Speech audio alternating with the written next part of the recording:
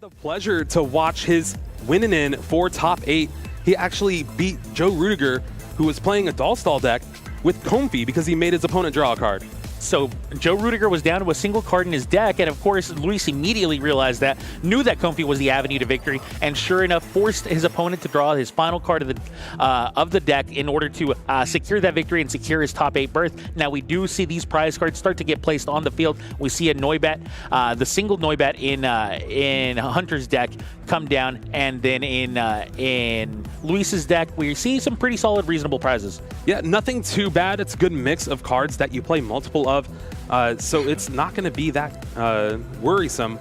Although we do see Luis starts off the game here. The game does start. We are in game 1 of this finals between Hunter Butler and Luis Duran, and it looks like Luis Duran is going to be the first player to kick things off here with his Spritzy and a Floatstone attached to it now, before he plays a Cynthia and, of course, a power plant to go with it. Now, the power plant, pretty nice to place on your first turn, especially when you want to just start setting up and thinning your deck in order to find yourself a Gardevoir and Sylveon. Of course, you can't attack right now, so what you want to do is find that Gardevoir and Sylveon, maybe find an energy, and hope that the Gardevoir and Sylveon does not get knocked out. Yes, you heard me correctly. You hope that your Gardevoir and Sylveon does not get knocked out before you can attack. Yeah, and here we see Luis is really going to have to find at least 2 of those Gardevoir and Sylveon GX. You're going to want to use your first attack, get those 2 energy in play, and then with Fairy Transfer be able to actually start taking knockouts. Granted, that's a little bit too slow in this matchup. And one thing we haven't really talked about is the ability of Garchomp and Giratina GX to use GG End. You're just able to discard one of your opponent's Pokemon. And if he only has maybe like a Gardevoir and Sylveon in play, that's just it. Yeah, I mean, that's really the power of Hunter's deck. If you're going to try to figure out who has the advantage where, Hunter has the advantage when it comes to erasing your opponent down before Gardevoir and Sylveon can really get going. Now, it might sound silly because it costs 3 energies for him to really start attacking, but then if you really think about it, it's kind of realistic. You have the Double Dragon energy, which is basically 2 energies of any type, as long as it's on a Dragon Pokemon, which of course Garchomp and Giratina is. But you also have things like Tapu Koko. You have lots of ways to really accelerate and potentially knock out your opponent before he can even attack. So now that Hunter's getting going, the first thing he's doing is finding that Battle Compressor for the double execute. We saw that in the previous match, how it's one of his most critical plays early in the round, early in the game, because then he's able to start Roxying without having to worry about discarding cards, and he just gets to get maximum output out of the remainder of his deck. Yeah, looks like he's eyeing down a Lightning Energy, maybe even the Roxy here. And Roxy, that means he most likely has a Versus Seeker in hand. And there it is. That I believe I saw a Versus Seeker in there. Yeah, though potentially Seeker, not. He also has a Mysterious Treasure, which is pretty good. He can discard that Mimikyu, which put in a ton of work in top 4, but in this matchup, it is utterly useless. Mimikyu was not at its finest in this matchup, but it is just an all-star in the deck regardless. Now that Mysterious Treasure did find himself, I believe, a Garchomp and Giratina, right? Yeah, and then Cherish Ball. This is the awkward part. So he does have the Chaotic Swell in his hand. He plays those 2 Stadium cards, and it's actually perfect for this matchup just because you can bump the Power Plant, and then if your opponent has another Power Plant, well, it's just going to go in the discard anyway because of Chaotic Swell, and that's exactly what you want. Indeed. Now, a Field Blower actually gets rid of the Power Plant anyway. Now, we're going to have to wait and see if he decides to play the Chaotic Swell. Oh, he must not have had it in his hand. Well, he's going to Dedenne change over there, discarding 3 cards from his hand to draw himself 6 new ones. Now, did he find anything to get going? We saw in his interview how he feels like he can actually just put too much pressure on Luis before he can get going. But, of course, his hand needs to accommodate this. He has yet to play a supporter, right? He has not played a supporter yet. He opted for the Dedenne change over the Roxys. And I think that's because he's looking to actually Roxy's away Weezing for that Blow-Away Bomb. And maybe even take a knockout on the Spritzy in the active. There's a computer search, so we now see the Versus Seeker.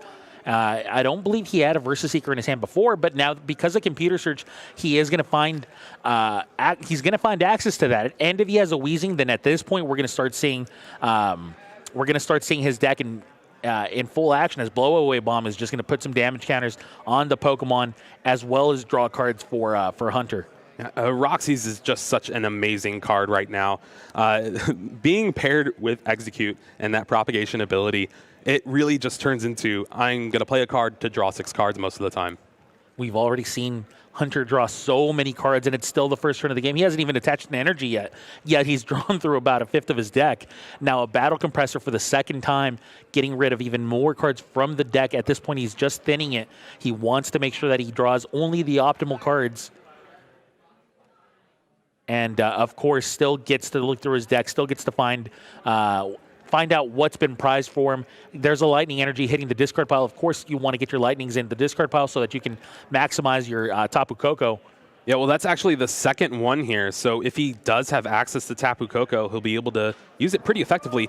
There's the Chaotic Slow I was talking about, and the Fighting Fury Belt will actually allow him to take the knockout on the active Spritzy here. And Hunter already looking amazing. So Hunter taking that prize on the Spritzy, leaving only a Gardevoir and Sylveon in play. Now Silent Lab. No, this is not what you want to see here, and just an energy will do it for Hunter here. This could very well be it. He just needs an energy. He finds the Shaman through that Ultra Ball. Remember, all he needs is an energy to win this game and move on to game 2 already. He said he was gonna either win fast or lose a long one, and sure enough, it looks like it may be the former there. And there's an energy, but he can't find it, so he's only able to find a Choice Band through that Trainer's Mail. And this is the one downfall to this kind of matchup. Luis is really just hoping to tank with a couple Gardevoir and Sylveon GX or the Aromatisse. You move your energy around, max potion your guy. I see a Sycamore, by the way, but there's a Shaman first. Shaman for 5. All he needs is an energy. And he still has a Sycamore in hand. Does he have the energy? Not yet. Still has a ton of room to dig here. Ultra Ball. So Ultra Ball can find him another Shaman, for example, maybe a Dedenne, or a Tapu Lele even. But it actually ends up being the Tapu Koko. Kind of irrelevant in this particular case, but still, you're looking for your energy. That's what you're looking for right now. Mysterious Treasure just hoping to thin the deck out even more. Tapu Lele now. Lele. Remember, just looking to thin this deck out, wants to find himself the last energy he needs. And there's Guzma. He's just going to discard it, most likely benching that Tapu Koko Prism Star before playing that Sycamore. And here we go, There's a 7 cards. 7 new cards. At this point, it seems like almost all of his draws are gone. He's got to find that energy through this card. He finds the energy. There's game 1. Wow. Going to Hunter Butler. Wow. Ooh. Okay, well, it was fast. And Hunter is up 1-0, but he's still not through. He has yet to be crowned a champion. He's got to win one more.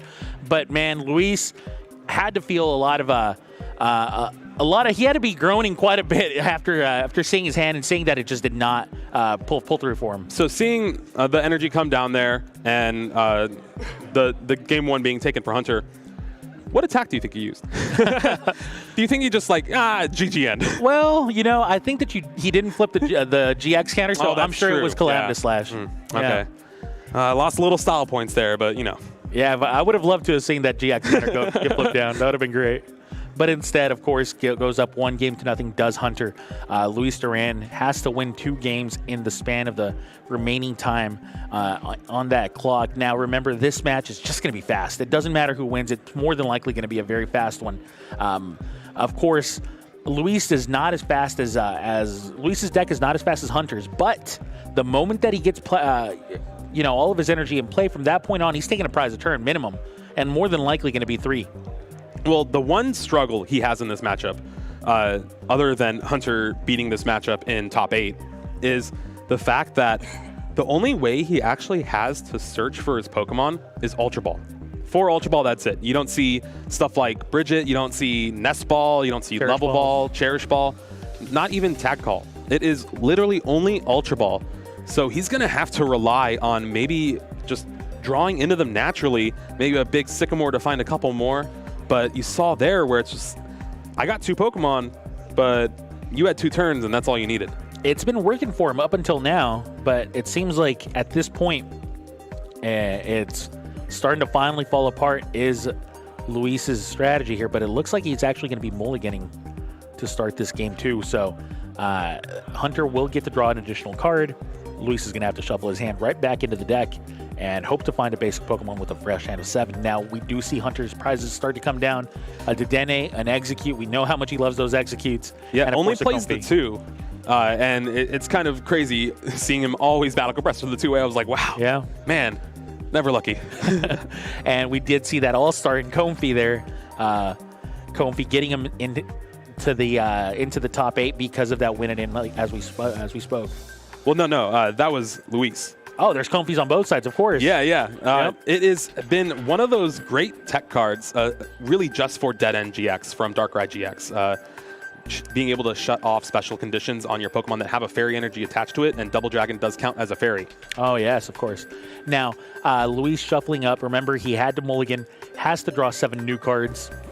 If he does not find a basic Pokemon, then that's going to mean even more cards drawn here for Hunter. I believe that's already been 2 mulligans for Luis. Well, he does have 2 Pokemon in his hand at least. There's that Gardevoir and Sylveon GX, as well as that Mega Lopunny and Jigglypuff GX in his hand. There's the handshake, and now the cards get flipped. It looks like Luis chose to go first.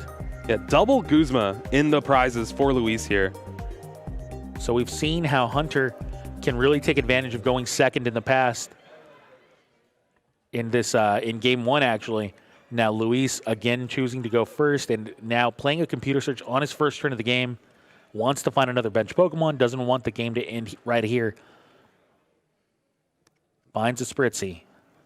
Spritzy on the bench now. Remember, Spritzy does become Aromatisse, which is just a nice Pokemon to have. He missequenced his turn. So his hand was Computer Search, Ultra Ball, and then some cards he couldn't play, but he had that Mega Lopunny and Jigglypuff GX.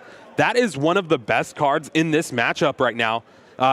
Granted, it does get KO'd pretty easily by Calamitous Slash, but it is another way to deal massive amounts of damage.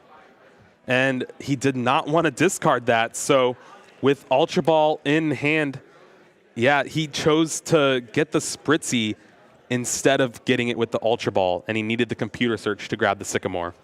Interesting play. Now, Battle Compressor out of Hunter. We've seen it before, but this time it's only a single Execute that gets found with that Battle Compressor, but it does find a Lightning Energy, which of course means that Tapu Koko is getting closer and closer to being a major threat here when it comes to accelerating energies for Hunter.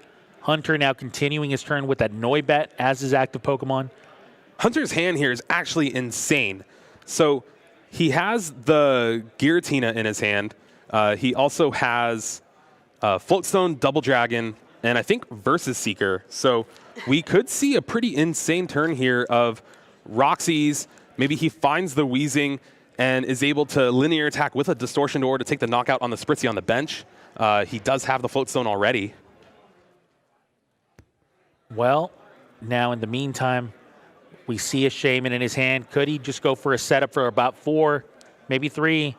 Looks to be about 5, actually. Oh, he's just going for the knockout on the active. This is how you play the game. You play to win. It's not a given that he's going to miss it. Like, he can definitely hit that knockout on the active if he finds the right sequence of cards. There's a Mysterious Treasure looking through his deck, potentially going to get him closer and closer to finding that knockout. There's a Weezing hitting his hand. What does he need in order to get this knockout, Jeremy? He will need an Ultra Ball to find that Tapu Koko Prism. He's going to be able to draw 6 cards with a Roxy here, thanks to that Execute in the discard. And with the Weezing, he's going to be able to put a damage counter on that Gardevoir and Sylveon. So all we're going to need now is a Tapu Koko. A Tapu Koko is what we're looking for. There's a Versus Seeker, finds the Roxy. Roxy discarding that Weezing. 1 damage counter on that Gardevoir now. All right, Tapu Koko, where are you? There is a Battle Compressor thinning the deck out once again. Maybe a second Lightning Energy going to hit the discard pile. And there it is. The first card he finds is that Lightning Energy. Now he's starting to get rid of the Battle Compressor. It's done its job. No longer needs more. And of course, Mimikyu, despite being a great Pokemon, just not necessary in this particular matchup. So you get rid of it as well. You start to thin your deck. You start to give yourself the best possible odds of finding your Pokemon. He does have an Ultra Ball in hand. Jeremy, he's got an Ultra Ball. Oh, no. Propagation to make the discard a little bit less dangerous here. Finds the Tapu Koko. What an insane turn here from Hunter. He's going to be able to take the turn 1 knockout on the Gardevoir and Sylveon GX. Fighting Fury Belt. That Fighting Fury Belt was crucial there. Fighting Fury Belt now finding him everything he needs. He's going to get this knockout. He's going to get a 3-prize KO, and he's going to leave his opponent with only a single Spritzy in play. Oh, no. And we know Luis's hand, and it is not good. He ended up discarding the only supporter he had with that computer search, and with no kind of support Pokemon to get, no Shaman EX, no Detonate GX, he's going to be relying on the top of his deck. Finds a Naganadel and Guzzlord Tag Team GX. No doubt going to be powering it up too with that Tapu Koko. What a great start once again for Hunter. We've seen it before. We've seen it this entire tournament. Why not see it one last time? There it is. Tapu Koko going away, but not before finding 2 Lightning Energies, 1 on each of these Tag Team GX Pokemon. Up comes Garchomp and Giratina. Down goes Gardevoir and Sylveon. And 3 prizes taken by Hunter. Only a single Pokemon remaining, and it's a lowly Spritzy. Cynthia off the top for Luis here, and a Guzma will secure the game here, and Hunter Butler is your 2020 Dallas Regional Champion here for the Masters TCG.